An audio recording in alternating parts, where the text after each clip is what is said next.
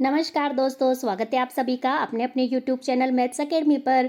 दोस्तों, हमारी चल रही थी रीजनिंग की प्रैक्टिस सेट, उसके अंदर हमारे काफ़ी सारे पार्ट हो गए हैं कंप्लीट। यदि आप भी कर रहे हो किसी भी कंपटीशन एग्जाम की तैयारी जिसमें आते हो रीजनिंग से संबंधित प्रश्न, तो ये सीरीज़ आपके लिए बहुत इंपॉर्टेंट रहने वाली है। आप अभी जाकर चैनल को सब्सक्राइब कर सकते हैं ताकि आपको सारी वीडियोज़ की जानकारी समय से मिल सके। पहले मैं आपसे एक रिक्वेस्ट करना चाहूँगी कि हम जो भी प्रश्न आपको करवाए पहले आप खुद जरूर सॉल्व करके देखिएगा, देन आप हमारा सॉल्यूशन देखिएगा। आप इससे और बेहतर अपनी तैयारी कर पाएंगे। चलिएगा, हम शुरू करते हैं। हमारा आज का क्वेश्चन नंबर 1 देखिएगा। क्वेश्चन नंबर 1 की मैं बात करती हूँ तो क्वेश्चन नंबर 1 क्या कहता है, देखिएगा। नीचे दिए गए प्रश्न में संबंधी संख्या को चुनिए। 4:8 समानुपात 64। तो देखिएगा, 4 का 8 से क्या संबंध है, उसी संबंध से हमको 64 से कौन सी संख्या प्राप्त होगी ये हमें बताना है। तो देखिएगा फ्रेंड्स, मैं बात करूं 4 की, तो देखिएगा यहां से मैं 4 की यदि बात करती हूं तो 4 क्या होता है फ्रेंड्स, 2 का स्क्वायर होता है। और यहां से मैं बात करती हूं 8 की, तो 8 क्या होता है, 2 का क्यूब होता है। इसी प्रकार मुझे ये देखना होगा कि ये जो 64 है ये किस चीज का स्क्वायर होता है, उसका क्यूब यहाँ पर सही आंसर हो जाएगा। तो देखिएगा 64 क्या होता है फ्रेंड्स, किसका स्क्वायर होता है, 8 का स्क्वायर होता है 64। और 8 का क्यूब यहाँ पर आएगा, क्योंकि यहाँ पर 2 का स्क्वायर था तो 2 का क्यूब आया। इसी प्रकार से 8 का स्क्वायर है तो 8 का क्यूब आएगा। तो 8 का क्यूब क्या होता है फ्रेंड्स, 8 का क्यूब होता है 512। तो 512 है हमारे ऑप्शन नंबर ए में, जो कि सही जवाब हो जाता है। 8 का क्यूब यहाँ पर भरा जाएगा, जो कि है सही जवाब 512, अर्थात ऑप्शन नंबर ए इसका एकदम सही जवाब हो जाता है। चलिएगा, अगले प्रश्न की ओर मैं बढ़ती हूँ। देखिएगा, नीचे दिए गए प्रश्न में संबंधी शब्द को चुनिए। ग्लूकोमीटर का रक्त शर्करा से जो संबंध है, नाड़ी मापी का किससे होगा। तो देखिएगा, ग्लूकोमीटर हम जानते हैं फ्रेंड्स, ग्लूकोमीटर जो काम आता है रक्त शर्करा मापने के काम आता है, अर्थात रक्त शर्करा मापने का एक यंत्र है। इसी प्रकार मैं बात करूं नाड़ी मापी की, तो नाड़ी मापी क्या मापने के काम आता है, ये ब्लड प्रेशर या फिर रक्तचाप मापने के काम आता है, जो कि हमारे दिया गया है कौन से ऑप्शन में फ्रेंड्स, ऑप्शन नंबर बी में, अर्थात ऑप्शन नंबर बी इसका एकदम सही और सटीक जवाब हो जाएगा। अगले प्रश्न की ओर हम बढ़ते हैं। प्रश्न नंबर 3 देखिएगा, नीचे दिए गए श्रृंखला को पूरा करें। हमें क्या क्या दिया है, 10, 18, 28, 40, 54, 70, इस प्रकार की सीरीज हमें दी गई है। तो देखिएगा, सबसे पहले हम इसको नीचे लिख लेते हैं ताकि हम आपको और अच्छे से समझा पाए। देखिएगा, 10 दिया है, 18 दिया है, इसके बाद हमें दिया है 28, इसके बाद हमें दिया है 40, इसके बाद दिया है 54 और इसके बाद दिया है 70, और यहाँ पर हमसे पूछा गया है। तो देखिएगा, सीरीज में सबसे पहले आपको क्या देखना है, अंतर की हम बात करते हैं। तो 10 और 18 का कितना अंतर हो जाता है, +8 का अंतर है। 18 और 28 में मैं बात करूं तो +10 का अंतर है। 28 और 40 में मैं बात करूं तो देखिएगा +12 का अंतर है। 40 और 54 में मैं बात करूं तो +14 का अंतर है। और 54 और 70 की मैं बात करूं तो देखिएगा +16 का अंतर आ जाता है। आप देख पा रहे हैं, +8, +10, +12, +14, +16, इन सब में भी 2 का अंतर है। तो 2 के अंतर से ही यहाँ पर हमारी जो संख्या आएगी +18, अर्थात जो अगली संख्या आएगी 70 में 18 जोड़ने पर हमें प्राप्त होगी, 18 के अंतर से आएगी। इसका मतलब 70 में यदि मैं क्या जोड़ती हूँ फ्रेंड्स, 18 जोड़ती हूँ तो मुझे कितना प्राप्त होता है, मुझे प्राप्त होता है 88, अर्थात यहाँ पर जो भरा जाएगा वो भरा जाएगा 88, जो कि हमारे दिया गया है ऑप्शन नंबर डी में, अर्थात ऑप्शन नंबर डी इसका एकदम सही जवाब हो जाता है। अगला प्रश्न देखिएगा, अगला प्रश्न हमसे क्या कहता है, लुप्त संख्या ज्ञात कीजिए। देखिएगा, लुप्त संख्या वाले प्रश्न में अधिकतर हर एग्जाम में पूछे जाते हैं। जो लास्ट प्रश्न था वो सीरीज वाला श्रृंखला वाला प्रश्न था, वो भी अधिकतर हर एग्जाम में पूछे जाते हैं। तो देखिएगा, 5, 4, 9, 20 हमें पहले दिया है, फिर 3, 8, 24, 11 दिया है। इसी प्रकार से 9, 4, 13 और यहाँ पर क्या आएगा ये हमें ज्ञात करना है। तो देखिएगा, सबसे पहले यहाँ पर 20 बड़ी संख्या, यहाँ पर 24 बड़ी संख्या, इस प्रकार यहाँ पर भी कोई बड़ी संख्या आएगी, अर्थात इन तीनों को कैसे मैं संक्रिया करूं कि हमें 20 प्राप्त हो जाए। तो देखिएगा, यदि मैं करूं क्या, 5 और 4 को मैं ऐड करती हूं, मतलब कि प्लस करके देखती हूं, तो मुझे क्या प्राप्त होता है फ्रेंड्स, 9 प्राप्त होता है, जो कि हमें यहाँ पर दिया गया है 9। ठीक है, अब यदि मान लो मैं 5 गुणा 4 करके देखती हूँ तो मुझे कितना प्राप्त होता है, 20, जो कि मुझे यहाँ पर दिया गया है। अर्थात एक तरफ की जो दाएं हाथ की जो संख्या है वो तो हमें इनको जोड़ने पर प्राप्त होगी, ऊपर वाली संख्याओं को, और जो बाएं हाथ को संख्या है वो ऊपर वाली संख्याओं को गुणा करने से प्राप्त होती है। चलेगा, अगले में भी हम ये ट्राई करते हैं। देखिएगा, 3 + 8 करती हूँ तो मुझे 11 प्राप्त होता है, क्या बिल्कुल होता है। इसी प्रकार से इनको मैं मल्टीप्लाई कर दूं 3 × 8 को, तो मुझे क्या प्राप्त होता है, 24 प्राप्त होता है। इसी प्रकार से हमें जो पूछा गया है उसके अंदर देखते हैं, देखिएगा मैं कर दूं 9 + 4 तो मुझे 13 प्राप्त होता है क्या? बिल्कुल होता है। इसी प्रकार से मैं इनको मल्टीप्लाई कर दूं 9 × 4 को तो मुझे कितना प्राप्त होगा? 9 चौक 36, अर्थात यहाँ पर 36 भरा जाएगा, जो कि हमारे दिया गया है ऑप्शन नंबर ए में, अर्थात ऑप्शन नंबर ए इसका एकदम सही जवाब हो जाता है। अगले प्रश्न की ओर हम बढ़ते हैं। देखिएगा अगला प्रश्न हमसे क्या कहता है, विषम आकृति को पहचान करें। विषम आकृति की हमें पहचान करनी है। एक जैसी हमें 4 आकृतियां दी गई हैं। तो देखिएगा प्रश्न आकृति की मैं बात करूं तो इसमें देखिएगा 2 पत्ती 2 पत्ती 2 पत्ती 2 पत्ती 2 पत्ती वाली 4 आकृतियां हैं और 3 पत्ती वाली एक है। अगले आकृति में मैं बढ़ती हूँ 2 पत्ती 2 पत्ती 2 पत्ती 2 पत्ती 3 जो पत्ती वाली आकृति है वो एक है बी ऑप्शन में। सी ऑप्शन की तरफ मैं बढ़ूं तो 2 पत्ती 2 पत्ती 2 पत्ती 2 पत्ती और 3 पत्ती वाला एक है जो कि दिया गया है सी ऑप्शन में। अब तक सब सेम चल रहा था। आगे डी ऑप्शन की मैं बात कर लेती हूं तो देखिएगा 2 पत्ती 2 पत्ती 2 पत्ती, ये क्या चक्कर है? अब तक तो 4 आ रहे थे 2 पत्ती वाले, अब 3 आए हैं और जो 3 पत्ती वाले हैं ये कितने आ गए? 2 आ गए, अर्थात ये बाकी तीनों से अलग है, जो कि ऑप्शन नंबर डी में दिया गया है, अर्थात ऑप्शन नंबर डी इसका सही जवाब हो जाएगा।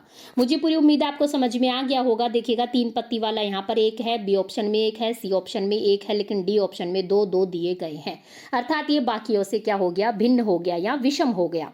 आगे की ओर हम बढ़ते हैं। अगला प्रश्न देखिएगा, नीचे दिए गए प्रश्न में संबंधित आकृति को चुनिए। देखिएगा यह आकृति दी गई है, एक तरफ तीर का निशान है इस तरीके से और एक तरफ ये गोल गोल सा दिया गया है। इसको यदि मैं 45 डिग्री एंगल से घुमा देती हूं तो रोटेट करने पर मुझे ये वाली आकृति प्राप्त हो जाती है। इसी प्रकार जो हमें ये पतंगाकार आकृति दी गई है इसमें देखिएगा इसको भी मैं 45 डिग्री एंगल से घुमा देती हूँ तो मुझे कुछ इस प्रकार से ये प्राप्त होता है। देखिएगा ये तीर का चिन्ह तो कुछ ऐसे आ जाएगा और इसकी मैं बात करूँ गोल गोल तो ये कुछ इस प्रकार से आ जाएगा। इस प्रकार की आकृति हमें दी गई है ऑप्शन नंबर सी में, अर्थात ऑप्शन नंबर सी इसका एकदम सही जवाब हो जाता है। अगला प्रश्न देखिएगा, ईसाई, कैथोलिक और पॉप, इनको हमें क्या करना है? संबंधित करना है कि ये एक दूसरे से किस प्रकार संबंधित है, वह नारिक के द्वारा बताइए। तो देखिएगा मैं बात करूं ईसाई की, ईसाई के अंदर ही कैथोलिक और पॉप, कुछ इस प्रकार का वह नारिक इसका बनेगा। इनका जो संबंध है कुछ इस प्रकार का होता है। तो इस प्रकार के वह नारिक की मैं बात करूं तो ऑप्शन नंबर सी में दिया गया है, अर्थात ऑप्शन नंबर सी एकदम सही और सटीक जवाब इसका हो जाता है। अगला प्रश्न देखिएगा, कथन और निष्कर्ष वाला प्रश्न। हमने आपको हमेशा बताया है कथन और निष्कर्ष वाले प्रश्न में कि आप इनको हमेशा वे नारिक के द्वारा सॉल्व कीजिएगा। तो देखिएगा सभी कोयले काले हैं, तो देखिएगा सभी कोयले क्या है? ये हमने बना दिए हैं कोयले, ठीक है। कोयलों को हम कर देते हैं काले, ये हो गए हैं काले, ये हमने बना दिए काले। सभी कोयले काले हैं। आगे क्या बोला है? सभी काले लाल है और सभी काले लाल है। हम फिर से लाल कर देते हैं। देखिएगा सभी काले क्या है? लाल है, ये लाल हो गया है। तो हमें निष्कर्ष देखिएगा, क्या सभी कोयले लाल हैं? क्या सभी कोयले लाल है? क्या कोयले तो छोटा हो गया, इसके अंदर लाल है, बिल्कुल सही है। तो ये निष्कर्ष फर्स्ट तो एकदम सही है। सभी लाल कोयले हैं, लाल तो बहुत बड़ा है, इसका कुछ पार्ट है वो है कोयला, तो इसका मतलब निष्कर्ष सेकंड तो गलत हो जाएगा। सभी लाल कोयले नहीं हैं, कोई लाल कोयला नहीं है। क्या कोई भी लाल कोयला नहीं है? क्या नहीं, कुछ लाल तो कोयले हैं, इसका मतलब निष्कर्ष थर्ड भी गलत हो जाएगा। अर्थात केवल निष्कर्ष फर्स्ट सही निकलता है और सेकंड और थर्ड इसके गलत हो जाते हैं। इसका मतलब कि ऑप्शन नंबर ए इसका एकदम सही जवाब हो जाता है। केवल निष्कर्ष फर्स्ट ही इसका सही दिया गया है। अगले प्रश्न की ओर हम बढ़ते हैं। देखिएगा प्रश्न नंबर 9, निम्नलिखित समीकरणों में से कौन सा एक ठीक है? चलेगा हम पहले समीकरण को ही चेक कर लेते हैं। सबसे पहले आपको भाग को सॉल्व करना है, फिर गुणा को, फिर प्लस माइनस को, ठीक है। तो देखिएगा सबसे पहले 6 × 5, हमें पहले ऑप्शन की तरफ हम बढ़ रहे हैं। 6 × 5 करते हैं माइनस, भाग हमें दिया गया है 24 में 3 का भाग देना है। तो देखिएगा 3 × 8 = 24, 8 बार चला जाता है +1। अगली बार हम मल्टीप्लाई को सॉल्व करते हैं तो 6 × 5 = 30 मुझे प्राप्त होता है माइनस और 8 और प्लस, देखो माइनस का 8 है, प्लस का 1 है, मतलब कि माइनस का 7 आ जाएगा। अब 30 में से मैं 7 माइनस करती हूँ तो मुझे कितना प्राप्त होता है? 23 प्राप्त होता है। यहाँ पर 23 दिया गया है, क्या बिल्कुल सही है? इसका मतलब हमें और चेक करने की आवश्यकता नहीं है, हमारा ऑप्शन नंबर ए ही इसका सटीक और सही जवाब हो जाएगा। आप चेक करके देख सकते हैं, बाकी के 3 इसके गलत आएंगे, ठीक है। चलेगा आगे हम अगले प्रश्न की ओर हम बढ़ते हैं। देखिएगा अगला प्रश्न हमसे क्या कहता है, नीचे दिए गए अक्षर श्रृंखला को पूरा कीजिए। देखिएगा हमें क्या क्या दिया गया है, बी है, एफ है, फिर जे दिया है, फिर एन है, फिर आर है, फिर वी है, फिर जेड है, फिर डी है, फिर एच है, फिर एल है, फिर हमें ज्ञात करना है आगे क्या आएगा। तो देखिएगा सबसे पहले हम अंतर की बात करते हैं। बी और एफ की मैं बात करूं तो देखिएगा ए बी के बाद एफ तक पहुंचते हैं तो सी डी ई एफ अर्थात +4 का अंतर है। इसी प्रकार एफ की मैं बात करूं तो A B C D E F, फिर G A B C D E F G H I J अर्थात फिर से +4 का अंतर है।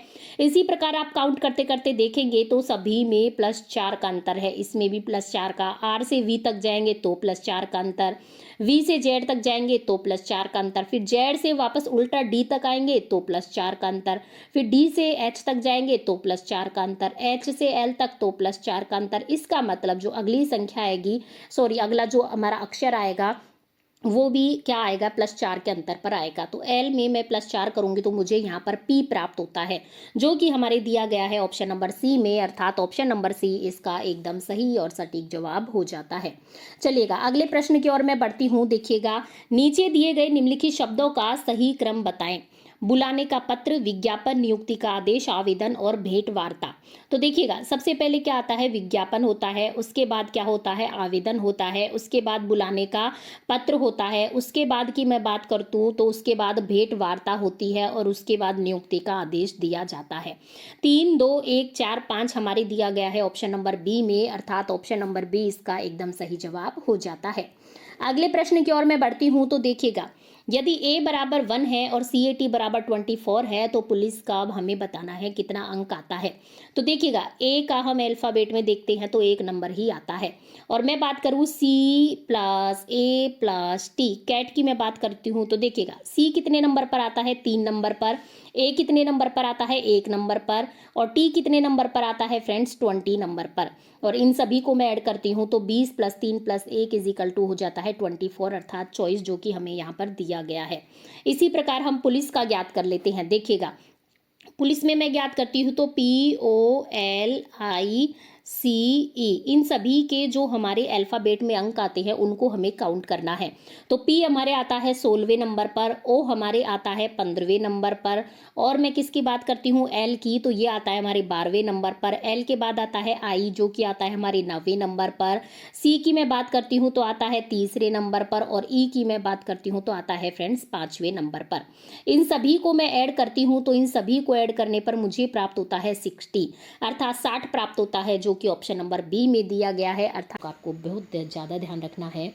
आगे देखिएगा, एक्स की रैंक ऊपर से 15वीं है और कक्षा में कुल 40 छात्र हैं, तो कक्षा में नीचे की एक्स की नीचे से कौन सी रैंक होगी, तो देखिएगा जो एक्स है उसकी रैंक है ऊपर से कौन सी है फ्रेंड्स, 15वीं है, किसकी है, एक्स की, और कक्षा में कुल कितने छात्र हैं, 40 हैं।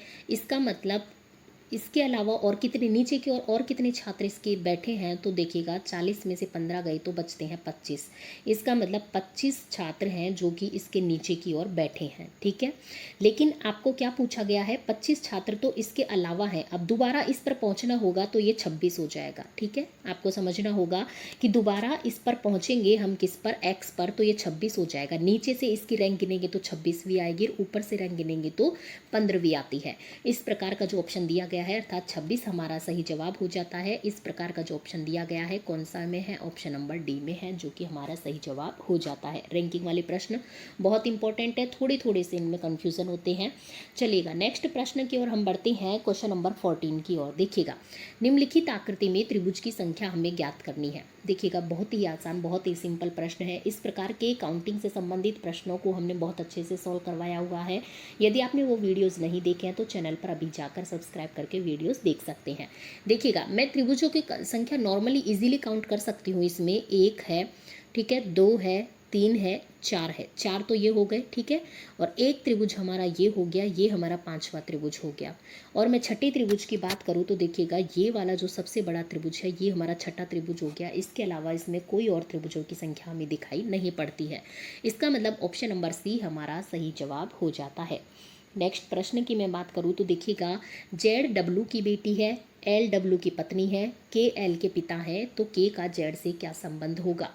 तो देखिएगा फ्रेंड्स, ये ब्लड रिलेशन वाले प्रश्न बहुत इंपॉर्टेंट होते हैं और बहुत ही आसान होते हैं। आप खुद को डब्लू बनाइएगा, खुद को जेड बनाइएगा, इस प्रकार से आप आराम से इन तक पहुँच पाएंगे। तो चलिए हम शुरू करते हैं। देखिएगा क्या है, जेड डब्लू की बेटी है। देखिएगा ये हमारा डब्लू हो गया, इसकी बेटी कौन है, जेड है। जेड डब्ल्यू की बेटी है, मतलब कि ये फीमेल है तो हम इसके ऊपर माइनस का साइन लगा देते हैं। एल डब्ल्यू की पत्नी है, ये इसकी पत्नी है, मतलब ये फीमेल हो गई, मतलब कि डब्ल्यू मेल हो गया, ठीक है।